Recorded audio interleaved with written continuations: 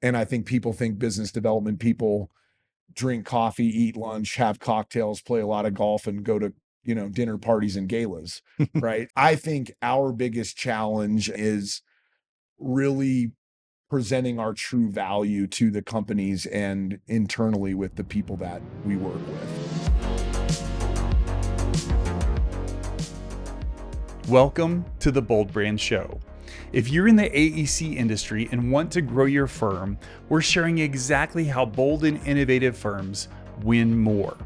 The sad truth is, most firms that are struggling in the AEC industry are still doing things the way we've always done them.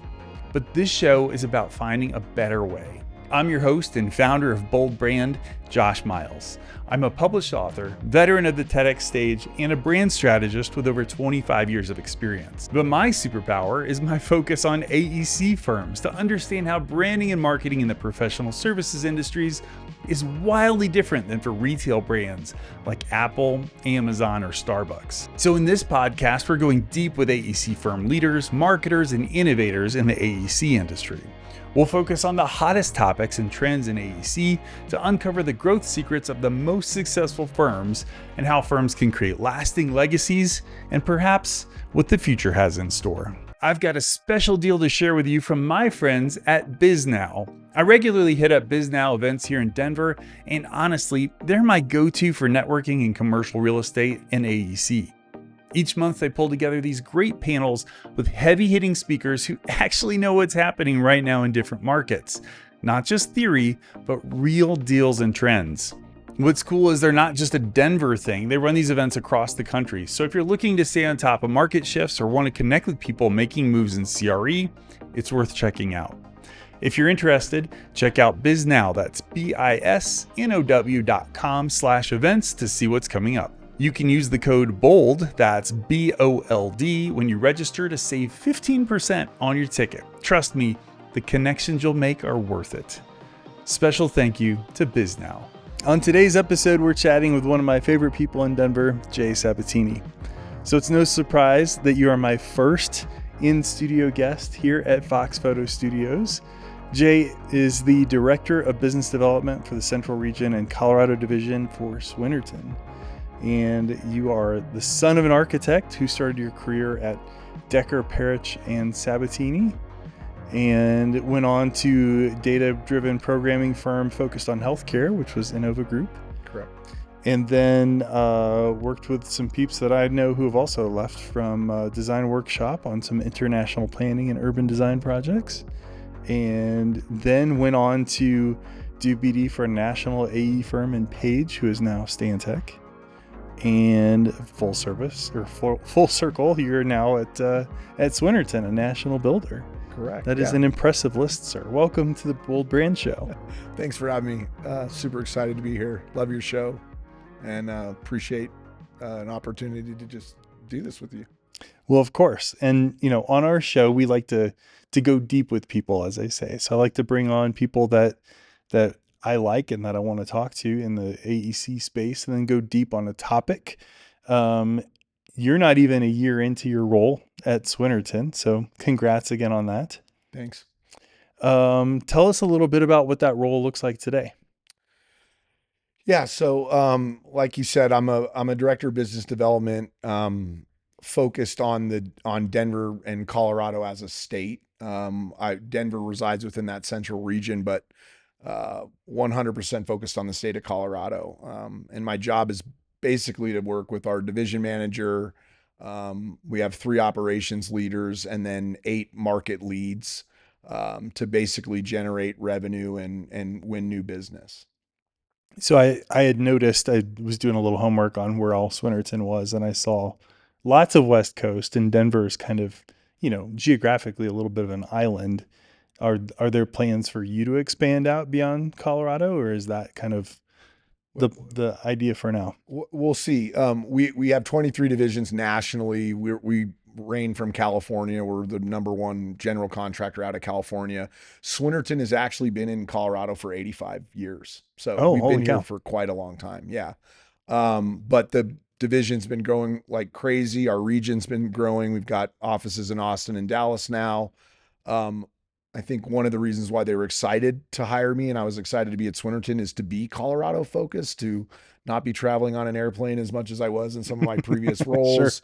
Really, and construction's different than design or engineering in the sense that hammers don't travel is a phrase I like to use. You know, you can design projects all over the world and do it virtually, and you can do the same thing in engineering, but we really rely on our crew and craft and our market leaders to, you know, be working where they live in the communities that they live in, right? So The literal boots on the ground. 100%. And I think as a professional and personal goal, I would love to eventually evolve within Swinerton. I mean, it's a fascinating company. It's a family of companies.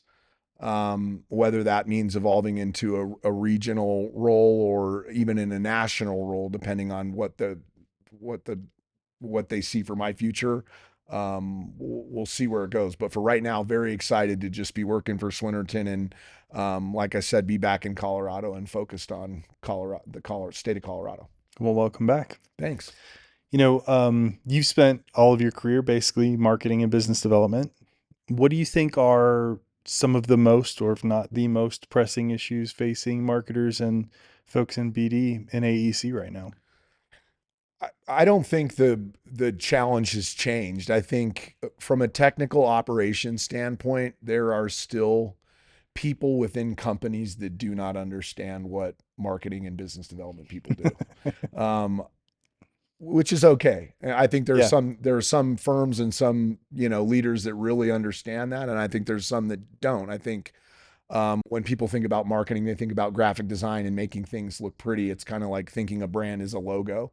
right. Um, and and I think people think business development people drink coffee, eat lunch, have cocktails, play a lot of golf, and go to, you know, dinner parties and galas, right? So I think our biggest challenge, and I'll call it whether it's in marketing or communications, business development, is really presenting our true value to the companies and internally with the people that we work with.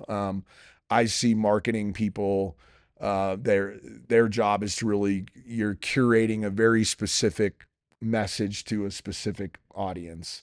Um, and yeah, they make things look pretty and they work on proposals and interviews and presentations, but there's a lot of strategy and a lot of messaging and a lot of thought that goes into marketing and how you're marketing. And, you know, business developers, the good ones, I think, anyways, are heavily focused on being really strategic, forecasting markets, putting together strategic plans, working with leadership, and again, it's long term capture planning, right? Like trying to find uh, and offering value to clients and also to our internal folks. So, uh, to summarize, the challenge has always been getting people to actually really understand our true value and what we do. And I would encourage people out there in the industry, if they're in marketing and business development, to think about how they're bringing value to the organization they work for and their clients on a regular daily basis.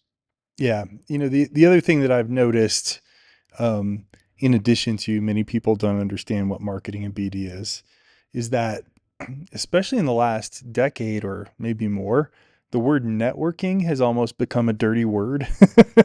Like, I think one of the things that you and I have in common is we're both connector types. Like, we go into a room, we see people that we know, and we hear about other opportunities. Like, oh, you need to know this person, and how do we get you to connect with this person? And we're thinking about not just what can I get out of this room, but also who else do I know that the person I'm talking to should get connected with? I'm just curious how you think about connecting because I know you're very, very intentional about it. How do you view networking today? I agree. I think sales is a dirty word in our industry. It shouldn't be. We're all for profit businesses. Networking is a function of being able to sell work. It's super important, I think, both, you know, for your company and at a personal level.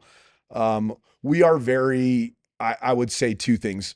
Our company, Swinerton, and my philosophy is to be very intentional about where you're networking. So if you're in eight Mm, markets, it makes sense that you hang out, you know, where eight markets hang out. If you do a lot of healthcare work, you need to be hanging out in the healthcare organizations, hanging out with healthcare architects and engineers and other general contractors. Um, it's sort of a circle of influence for that particular vertical market, right? So Sure. we have 8 markets. I think we have 90 professional organizations that we try to divide and conquer. All of them have a specific slant. Some of them are non-market affiliated, right? Like Association of General Contractors or the American Institute of Architects or Society for Marketing Professional Services. So, we're intentional about putting our thought leaders in places where they need to be a part of that sphere of influence.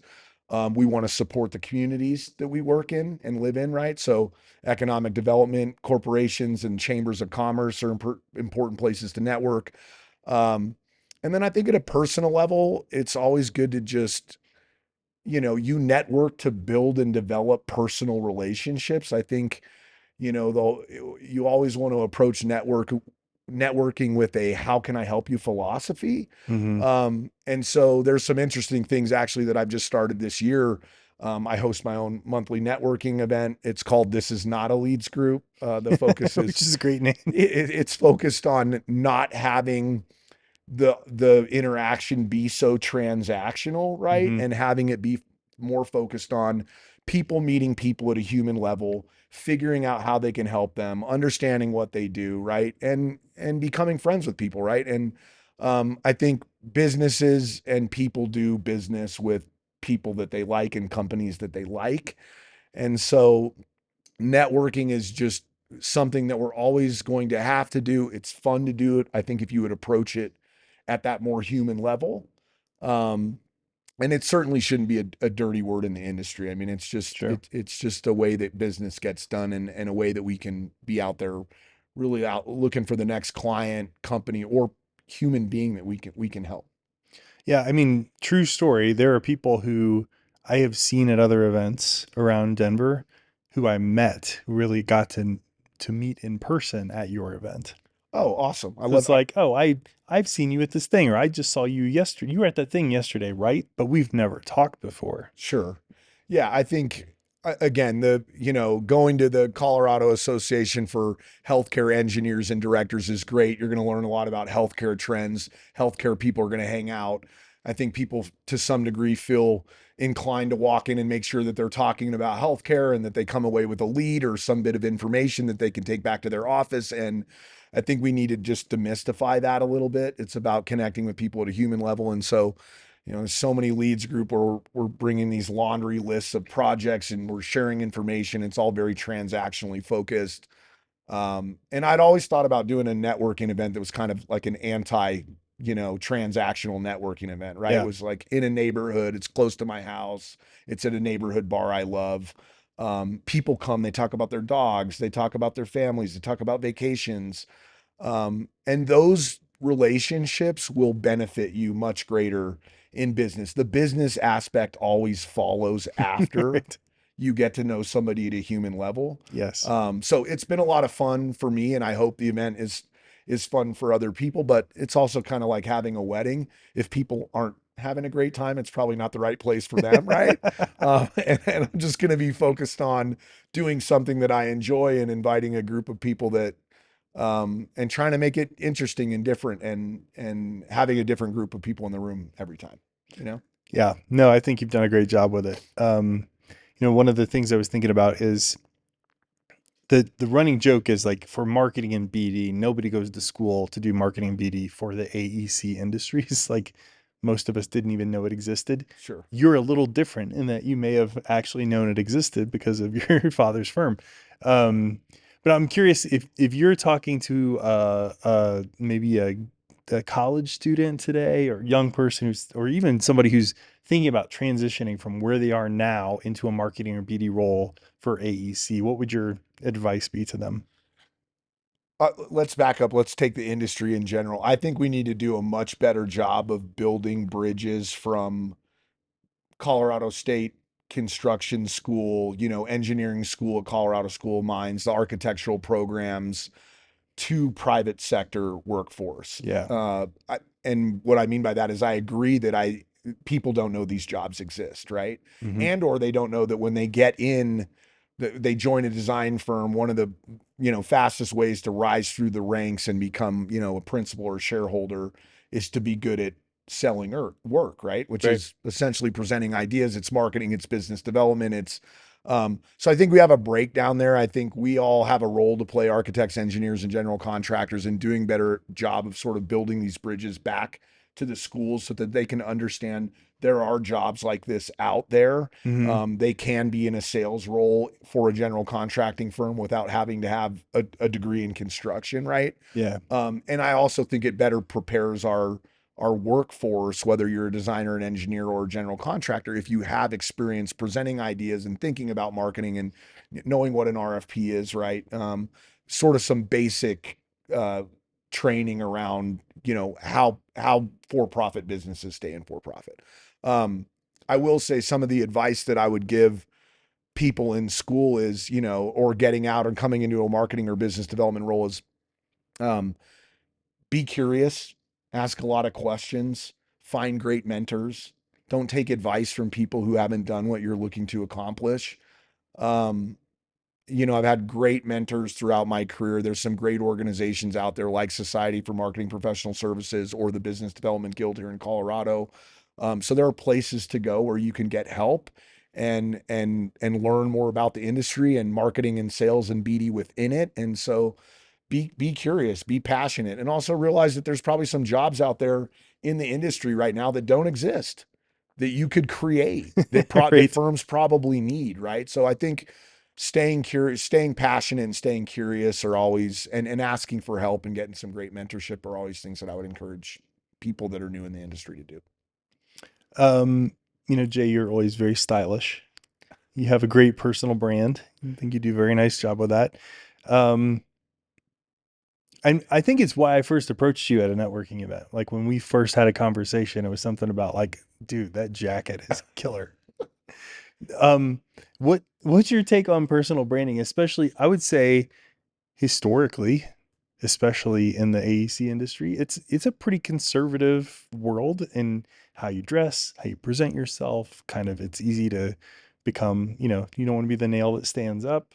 So what's your take on your personal brand in this space? My take is break down that barrier. I think, you know, I first of all appreciate all the kind words you had. I think be authentic, right? And I'll admit, when I was growing up in my dad's firm, there were a lot of people who were like, cut your hair, don't get tattooed, dress this way. And when you're young, you want to be professional, and I think you relate like, I'm going to wear a suit. That's professional, right? Well, Hmm. there's a way to bring your authentic self to your job, but also be professional, right? So it's whether one thing I love about you is you're always wearing your Jordans, or your cool Nikes, right? Or if you like to wear funky jackets, or you want to dye your hair blue or whatever, right? So I think that, like, we're moving into a modern era where people are more focused on our minds and our brains and the value that we bring to these companies. And architecture, engineering, and construction, like, design is a creative space. Like, Yeah, it's for sure. creative, right? Like, we don't want our designs to be, totally functional and boring and not exciting, right? So why do we expect the people who operate in this industry to be the same? So, I think I'll also say your personal brand is really, really important. There's been times when I've been out of work and I've relied on my, personal brand. There's ways that you can curate that. You curate that online. You curate it in the way that you show up every day for people. And so I think when I think about, brand, it is visual, but it's also the way you show up for your company and for others in the industry and for the people that you work with. And that's all super important. And it really, doesn't have much to do with what you decided to wear to work that day, right? Right. But I do encourage people to, have some more fun, be yourself, be your authentic self. You're always going to, I think, benefit from that level of authenticity in everything that you do in Sure. business. I love talking about technology in these conversations. I'm curious in particular if AI has made its way into what you do from a BD perspective. I am yes. The simple answer is yes. There are so many amazing platforms out there right now that are doing so many different things from a project delivery standpoint. AI and a lot of this technology is completely changing the way that architects, engineers, and contractors are delivering work. From a marketing and sales communication standpoint, things like Chat GPT, AI Cloverleaf, GovWin IQ, CRM systems, technology is ever evolving. It will continue to shape our industry. I think one of the great things about it is it's helping us automate our lives a little bit more. Mm-hmm. So things like market research can be done in a much faster, more condensed period of time if you're utilizing this technology. I also think there's this great fear of technology is going to replace me. It's going to take Right. my job. And at the end of the day, I feel like technology is a tool that we use to enhance what we do, but Mm-hmm. there will always be a human element to designing, engineering, building, marketing, selling, whatever it is, right? There's Yeah. always going to be a human element to that. So embrace technology. Don't be scared of it. Also understand that it can be a crutch, right? Like designers to some degree, they've forgotten how to draw. They rely on BIM and all these great programs and 3D Studio Max and engineers same. And I think, you know, there's a lot of conversation in the construction world around, you know, to some degree we've forgotten how to build. We're not teaching people how to get out, get on site, look at things, use their hands and build. So it's a blessing and a curse to some degree, but I think, you know, it's to be embraced. I think one of the things that has really impacted me the last couple months even is just thinking about how impactful our roles in AEC can be on the world around us, and how when you help Swinerton win a job, they create a thing that's going to be there for decades, most likely, if not longer. How do you think about like your impact in BD on future generations? Having a dad that was an architect, he was always talking about his legacy.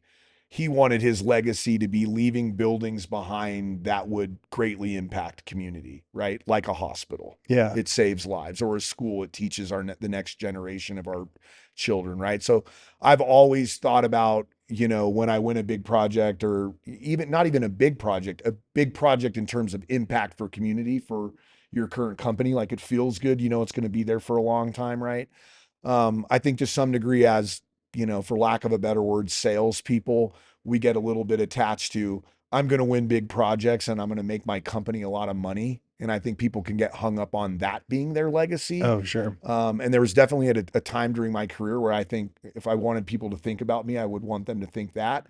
As I approach sort of the, you know, the second half of my career, if you will, I'm more focused on again the projects, who they're impacting, how they're impacting community, and more importantly, from a legacy standpoint, which I do think to some degree is sort of a narcissistic term.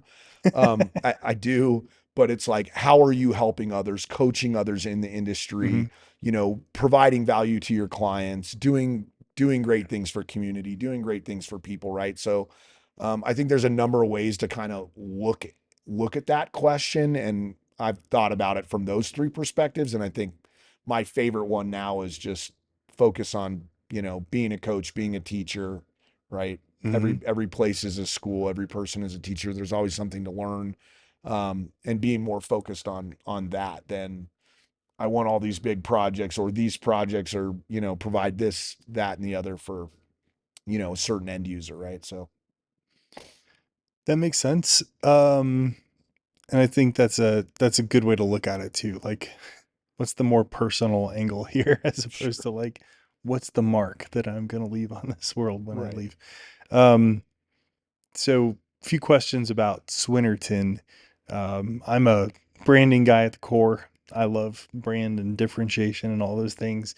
In the world of so many big players, how does Swinnerton stand out, or what are some of the things that they do to differentiate why someone would choose Swinnerton over another option? Sure. I think, again, we touched on it earlier, but a lot of people think a brand is a logo or a visual look. It's our, you know, light blue with our, you know, pointing construction workers. Visual brand is important. I think we think about when we're submitting a proposal, you know, or any form of a presentation, what are we doing to stand out differently? From a true value standpoint, the way Swinerton differentiates is through our culture. And I think there's a lot of companies in AEC that talk about having culture, but they don't really know what that is. They think that they have a brand or think that they have a culture, but they really don't. Swinerton really invests in the communities they work in its people. There are other things that we do on a project delivery from a project delivery standpoint, like we self-perform all of our work. We have a great record for safety, but every other general contractor, in the country can claim that they have these things. I think what sets us apart is found if the if culture is the foundation for everything that you do, which is essentially the experience of what it's like to work with Swinerton Mm-hmm. for 3 to 5 years on a job, down to the very person that you're going to be working with. That's how, in my opinion, Swinerton differentiates. And I'll say this: it's why I joined Swinerton is because of their culture, and I came to found that culture through they threw amazing parties. All of their parties were Mm. always very community focused, and all of their people turned out, and it was a great time. And I think that's important. I think fun being a core value in your job is a differentiator. And maybe not one you'd expect from a big construction company. No, I think like when you walk into the walls, you see integrity and honesty and passion and innovation. And these are some of our core values, right? Yeah. And they're great, and we believe in those things. We want to operate with all of those things, but having fun, a fun place for people to work, and having the experience of working with us be fun, I think that's a differentiator for sure. And that starts with our culture, really. I think when it comes to culture, I'm a little biased, but video is one of the really great tactics that you can show culture before you're actually experiencing it. So somebody can see you on screen or on a device and go, oh, that seems like a cool place to work. And he seems like a good guy. And maybe I could hang out with him. How is Swinerton using video these days, or are there thoughts around how to use video differently in marketing Swinerton? Years ago, when I used to work for my dad, we talked about using videography as a way to capture stories about projects and Mm-hmm. people that who were, they eventually move on, right? And we just never got there, right? I think Swinert, that's circa 2004. Here we are 21 years later. I don't think the industry is utilizing video and videography as well as we could or should be.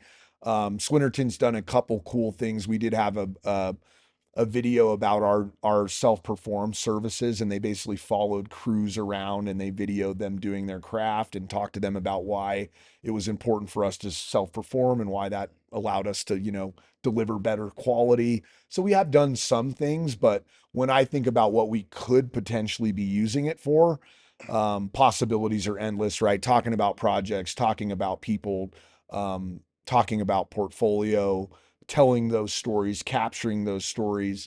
I'm big on visibility, big on things like LinkedIn. A picture, lasts forever. A video will last even longer in today's Mm-hmm. modern times and is more Sure. interactive, right? So you can write something, you can take a picture of something, you can video something. To me, I think it's something that maybe it's an offline discussion where we sit down with Bold Brand and actually figure out how you guys could help us enhance some of that capability. Yeah, the thing that I've always thought would be a really fun project, and it's specifically not one that I've done yet, but like a start to finish, almost documentary of a building or of a space. So like before you've broken ground and you're still looking at designs and you're presenting like you've won the work, but you haven't started the work yet, and getting the behind the scenes, and then what are all the ups and downs through the project and through cutting the ribbon, and then when the owner takes over and takes possession of the building and all the beauty shots, like that could make for some really cool documentary style videos, I think. Well, and throughout the project, you're trying to document all these things through photographs or narratives, right? That you're going to reuse in proposals. And I couldn't agree with you more. It's not about the end product. It's not about what's happening in the middle. It's also about how convince that client to let you build it, right? So it's a very long process from start to finish of hearing about a project to ultimately convincing a client to let you build it to delivering it, And then, if you're in marketing, right, that you're basically using that one project to go tell another client, we've done this before, we've solved a similar Right. challenge, we've done it again, right? So to me, being able to document stories, the full story, and then be able to use it again to hopefully convince another client that you have value to provide them, right? I think people think about a project lifeline as start to finish, like a line, but it's really a circle. It kind of Mm, never ends. You win a library, you do an amazing job for that particular library, you build it, you deliver it, you document it, you submit it for awards, right? Then you use it again to go get your next library. And that's why in 25 years you can say we've done 72 libraries across the country, and we love doing libraries and we're library experts, right? So I yeah. think videography and video has a huge role to play in that, and I 100% agree that it's just an underutilized medium in what we do. Are there any other things that you think the industry could do differently, or things that Swinnerton's helping change? Things the industry could do differently. I think a couple things we touched earlier on building better bridges for the students coming out of school to enter the Hmm. workforce. I think that's something we can all work on. I think there's a role to play in private sector companies, architects, engineers, and general contractors in helping better prepare student workforce for the industry. You're seeing it in other private sectors, like Metro State has a aerospace engineering school. And the whole point of that school is these engineers are graduating. They're not necessarily ready to go work for Ball Aerospace, right? So how can that private sector partner with an institution like Metro State and train engineers to be ready? So I think there's a way that we could do that. Um, that's probably the main one. I also do think to some degree, there's some cannibalization of the industry that's happening. Doctors' fees, lawyers' fees every year they get higher. We find a way for ours to get lower, whether you're an architect, or an engineer, or a general contractor. And I think, take a recent example like 2020, commercial traditional commercial real estate assets gutter. Hmm. People start moving towards healthcare, towards labs, towards aerospace, all these new different, I mean, they're not new, they've been around forever, but Sure. like they move from these traditional assets to, I'm going to do a semiconductor project, and they'll come in and tell a client like we'll do it for 1%, right? And I think companies are doing that because they're trying to evolve and they're trying to stay in business. But it was like pre 80s when, an architectural fee was just the same. You Yeah. couldn't undercut somebody on fee, or you couldn't be at 15% fee and you couldn't come in at 1% fee, right? So fee was never the deciding factor on a project. It was about value and reputation. Hmm. And I don't believe in or think that we live in a world where we're going to get back there, but I do think to some degree we are, be authentic, don't be a poser. If don't be the we'll do it for 9.99 business. Like we Swinnerton doesn't believe in that. And how are we sort of helping that industry? I think we come in as a value builder. We're not the cheapest, we know that. We're not the most Sure. expensive. Like where we like to shine is we're on projects and with clients where we know we're going to deliver true value. And then I think on the earlier point that I touched on, heavily involved in wanting to work with groups like ACE, the high school group that's Oh yeah. training kids to think that there's jobs out there in construction, right? We recruited all the career fairs, heavily engaged with groups like CSU's, School of Construction Management, right? So I think we can do better, but I think we're, and there's benefit for the students, there's benefit for us, it's benefit for the industry, right? So it's not a selfless act, but um, I do think Swinnerton goes above and beyond in some of those areas for sure. Well, it certainly doesn't have to be a fee prediction, but this is time for your bold prediction of the future of what do you think is coming down the pike, and what you think might happen next. Could be the hottest market trends, something marketing related. Sure. I mean, I think overall industry wise, we have seen a wave of science, like with 2020 happening in office. sort of return to office and vacancy rates being higher and industrial plateauing and sort of this traditional commercial real estate assets are not what they used to be. There's been this new wave into science in all vertical markets. We're seeing it in healthcare. We're seeing it in education with STEM, be it K through 12. We're seeing it in quantum computing at the higher education level, labs, aerospace, defense, semiconductors. So there's this wave of science that I think's, taking over the AEC industry. I don't see that stopping or changing. I do think some of the traditional assets will get back to where they were before, but it's going to be in a different way. Gensler just wrote an amazing paper on it's not going to be, office to multifamily conversion, but office to everything conversion. And if you think about dense cities like New Right. York and Chicago, and you walk around and you might be walking and you might see, a medical office building located within the fourth floor of what was once an office Sure. skyscraper, or a gym up there, or a bar, right? So I think that like those assets are going to change and they're going to convert not essentially to living spaces, but to anything. And then I also just think we're going to continue to see technology shape the way we deliver work and also just the way we work. Again, I don't feel like we're all going to be replaced by robots tomorrow, but um, embrace technology. It's moving extremely fast, and it's going to be exciting to watch.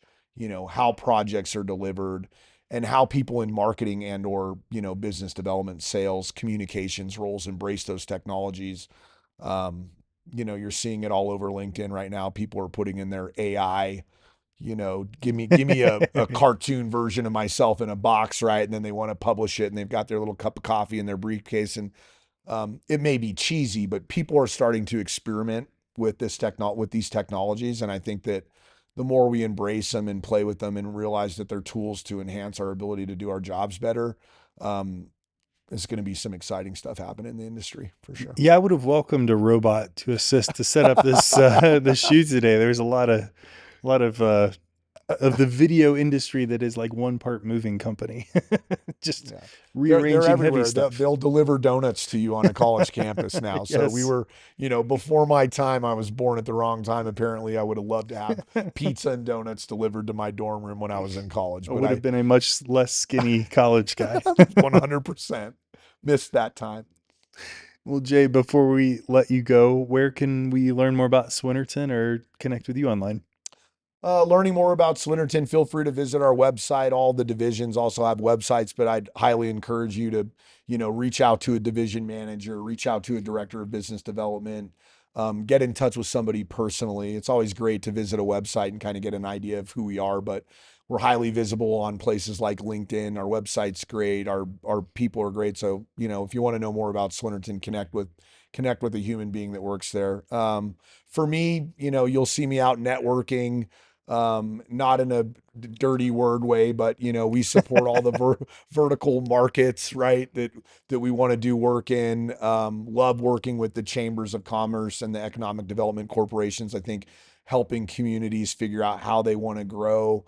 And being a part of higher level conversations as opposed to being transactional and just saying, "Hey, we want to build your projects." Right. I think that's a different approach. So you'll see me there, and would highly encourage people to come check out, if you do live in Colorado, my monthly networking event that's not focused on leads or transactional information. It's just really focused on people getting to know each other. So, um, or reach out to me online or connect with me on LinkedIn. But, however it is that you connect, I'd love to connect, and really appreciated being here with you today, and love your show and just was excited to be a part of it. Well, thank you, sir. It's awesome and a pleasure to have you be the very first guest here live just north of Metro Denver in Fox Photo Studios. So there's only going to be ever one first, Well, and no, you I are it. appreciate it. I appreciate the opportunity. Love working with you. Love your company, all the stuff that you guys are doing. So congratulations on your new space, and look forward to more collaboration in the future. Yeah. Thanks again for joining us today on the Bold Brand Show, and we'll see you next time. Thanks. Thank you for joining us today on the Bold Brand Show. For all of today's show notes and links to our sponsors, head over to boldbrand.show. Be sure to subscribe to our email newsletter where I'll update you on the latest episodes and other exciting things happening at Bold Brand. If you liked today's episode, do me a favor and share this episode with a colleague. Over at boldbrand.show, you can subscribe on Apple Podcasts, Spotify, and everywhere you get your podcasts, including YouTube, where you can watch full versions of each episode and join the conversation by commenting below. The Bold Brand Show is produced by yours truly, Josh Miles, and is a product of Bold Brand LLC, a branding and video agency for AEC firms based in Denver, Colorado. Visit boldbrand.com to learn more, or hit that orange button up top to schedule a time to chat about your branding or video project. Catch us next time where we chat with another bold innovator in the AEC industry. Thanks for listening. We'll see you next time.